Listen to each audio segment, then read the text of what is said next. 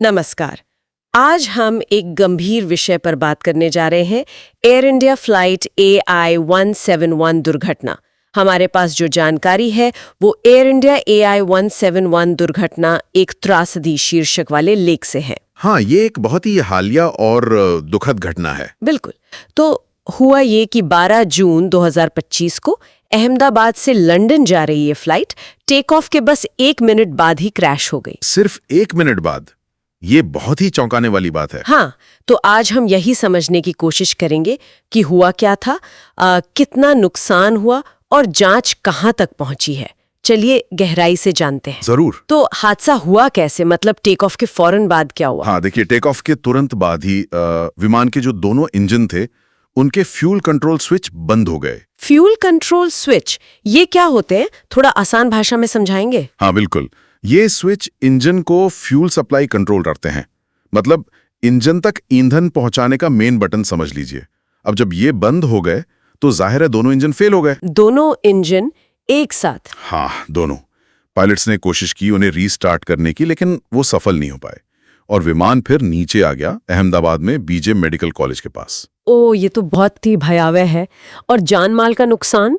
नुकसान बहुत ज्यादा था। विमान में जितने भी लोग थे सभी 242 मतलब 230 यात्री और 12 क्रू मेंबर्स, उनकी मौत हो गई। सभी की? हाँ, सभी की। और सिर्फ इतना ही नहीं, जहां विमान गिरा यानी कॉलेज कैंपस में, वहां भी 19 लोग इसकी चपेट में आ गए और उनकी भी जान चली गई। तो कुल मिला के 261 मौतें। 261? ये तो बहुत बड़ा आंकड़ा है। क्या कोई बचा भी इस हादसे में? हाँ, ये अविश्वसनीय लगता है, लेकिन एक यात्री थे, विश्वास कुमार रमेश, वो इस हादसे में जीवित बच गए। सिर्फ वही एक। अविश्वसनीय। अच्छा, तो अब जांच का फोकस क्या है? जाहिर है वो फ्यूल कंट्रोल स्विच ही होंगे। बिल्कुल। सारी जांच अब इन्हीं स्विच के इर्द गिर्द घूम रही है। और दिलचस्प बात यह है, जैसा आपने कहा, कि ये स्विच ऐसे नहीं होते कि गलती से दब जाएं या हल्के से छूने पर बंद हो जाएं। अच्छा। हाँ, इनका डिजाइन ऐसा होता है कि इन्हें जानबूझकर, मतलब थोड़ा जोर लगाकर एक खास तरीके से ऑपरेट करना पड़ता है। तो मतलब ये एक्सीडेंटली नहीं हो सकता? इसकी संभावना बहुत कम मानी जाती है। और यहीं से मामला पेचीदा हो जाता है।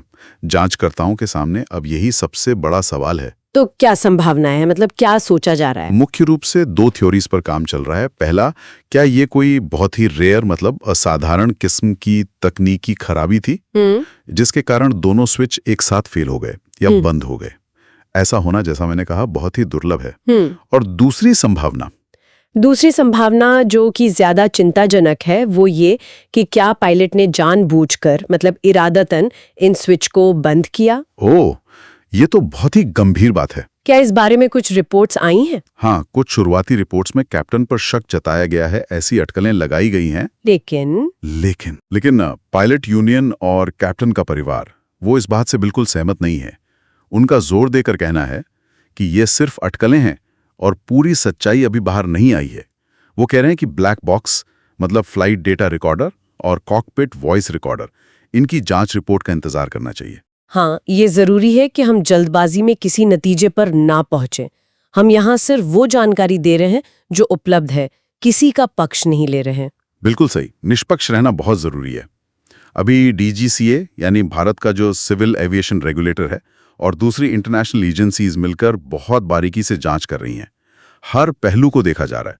विमान का मेंटेनेंस रिकॉर्ड, पार्ट्स की कंडीशन, पायलट की हिस्ट्री, फ्लाइट का डेटा, सब कुछ। और पीड़ितों के परिवार, वो तो सच जानना चाहते होंगे। वो सच जानना चाहते हैं, और अगर कोई लापरवाही या जानबूझकर की गई हरकत है तो जिम्मेदारी तय होनी चाहिए। अगर हम इसे बड़े परिप्रेक्ष्य में देखें तो जांच की पारदर्शिता और उसकी सटीकता बहुत मायने रखती है, ताकि भविष्य में ऐसी दुर्घटनाएं रोकी जा सकें। तो अगर हम संक्षेप में कहें तो एयर इंडिया फ्लाइट AI-171 की दुर्घटना एक भयानक त्रासदी थी। मुख्य कारण दोनों इंजनों के फ्यूल कंट्रोल स्विच का बंद हो जाना।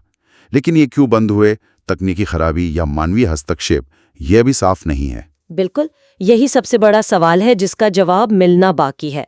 और जैसा हमने कहा, अंतिम निष्कर्ष तो ऑफिशियल जांच रिपोर्ट आने पर ही पता चलेगा।